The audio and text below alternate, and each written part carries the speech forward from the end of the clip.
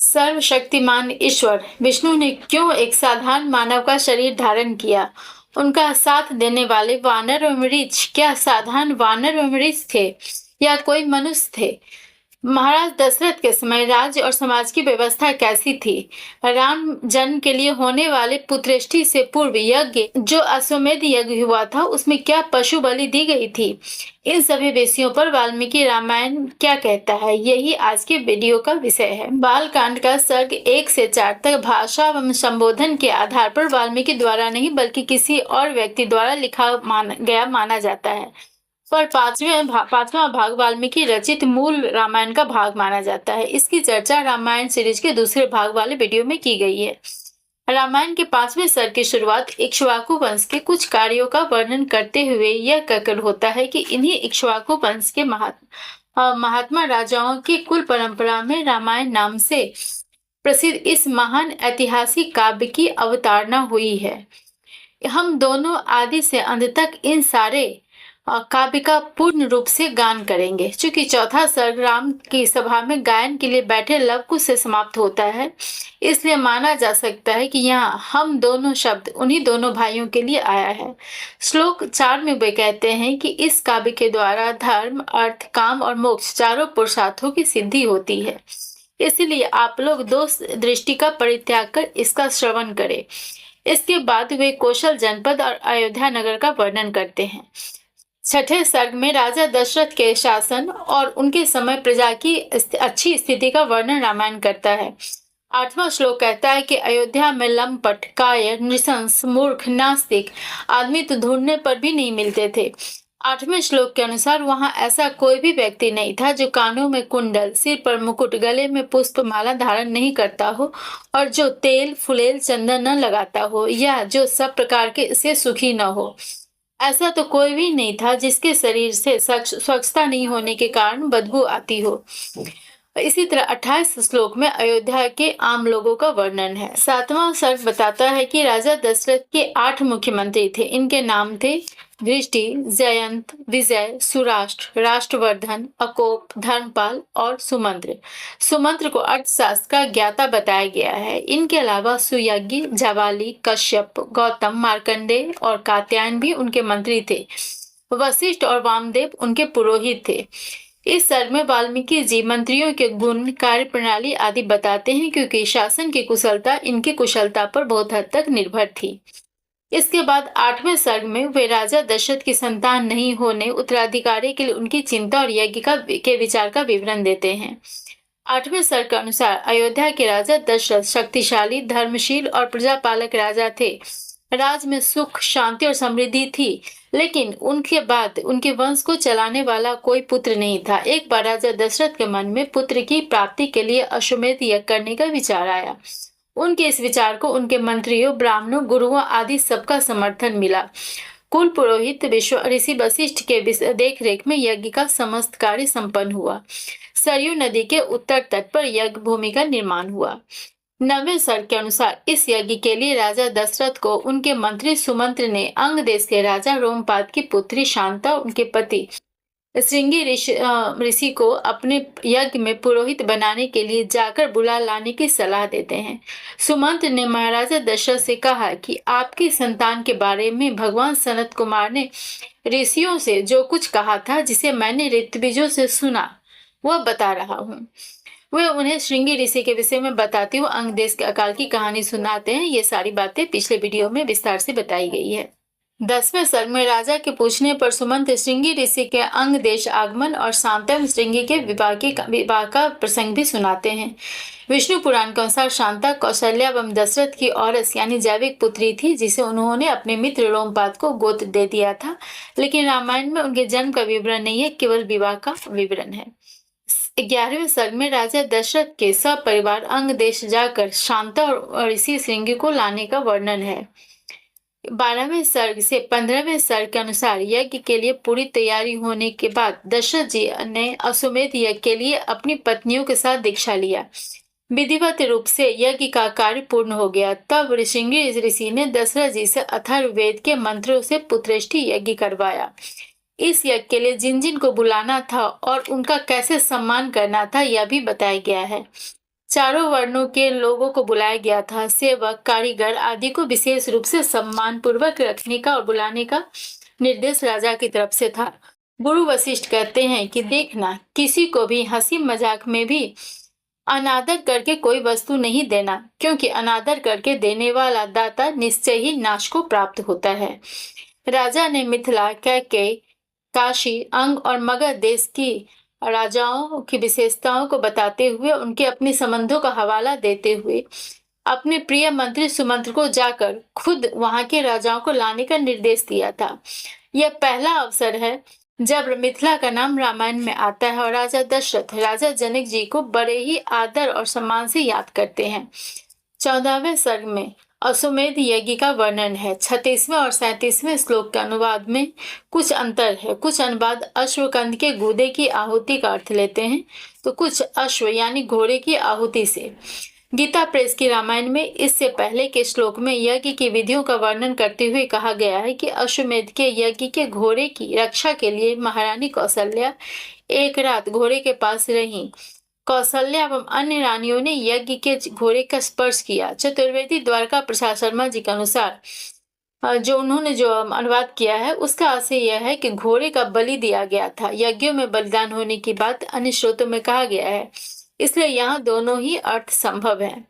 श्लोक संख्या 34-35 के अनुसार राजा ने विशेष आहुति देने से उत्पन्न धुएं को विशेष समय पर विधिवत रूप से सूंघा। इसका आशय यह भी लगाया जा सकता है कि यज्ञ की आहुति का कोई वैज्ञानिक आधार एवं चिकित्सीय महत्ता होगी।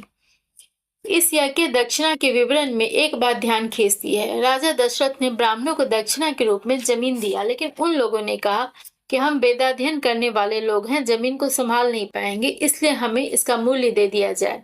जबकि बाद के समय में ब्राह्मणों को भूमि दान देने की परंपरा बहुत प्रचलित हुई।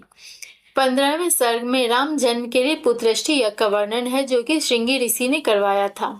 पुत्रष्टि यज्ञ में भाग लेने आए देवताओं ने ब्रह्मा जी से रावण को मारने के लिए कोई उपाय करने के लिए प्रार्थना किया।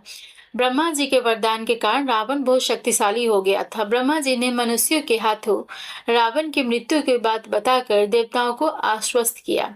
वरदान के अनुसार उसे मनुष्य और वानर के हाथों मृत्यु से अभयदान नहीं मिला था। इसी समय यज्ञशाला में भगवान विष्णु आ गए।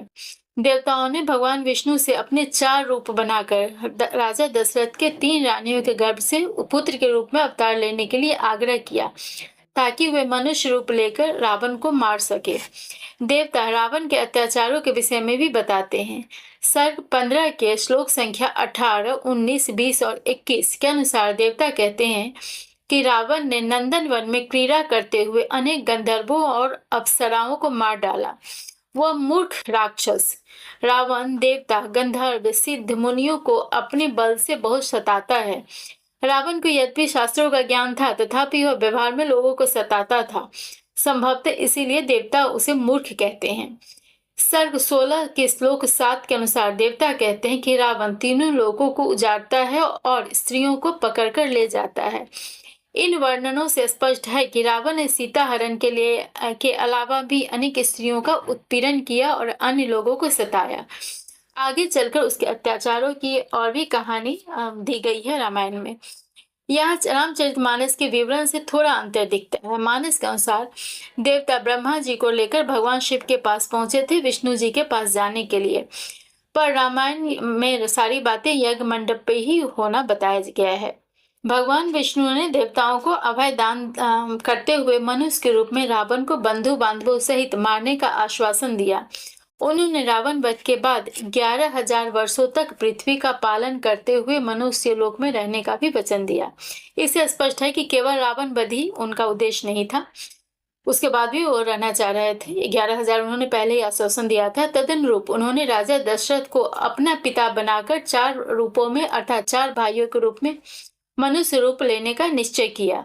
मानस और अन्य कई ग्रंथों में लक्ष्मण को शेषनाग का अवतार बताया गया है। भरत एवं शत्रुघ्न को भी अवतार कहा गया है, पर रामायण के अनुसार चारों रूप भगवान विष्णु के ही थे। अंतर केवल इतना था कि राम में उनका ईश्वरत्व ज्यादा था, उसका अंश ज्यादा था, क्योंकि वे दैवीय हविष्य के आधे भाग से उत्पन्न हुए थे। विद्वान इसकी व्याख्या ऐसे करते हैं कि चूंकि समस्त सृष्टि विष्णु का ही अंश है, इसलिए अगर शेष या अन्य अवतार का भी अवतार माने तो भी वो विष्णु के ही रूप हैं, उनके ही अंश हैं। इधर पुत्रेष्टि यज्ञ संपन्न होने पर दशरथ जी के यज्ञ कुंड से एक विशालकाय और प्रकाशमान दिव्य पुरुष प्रकट हुआ।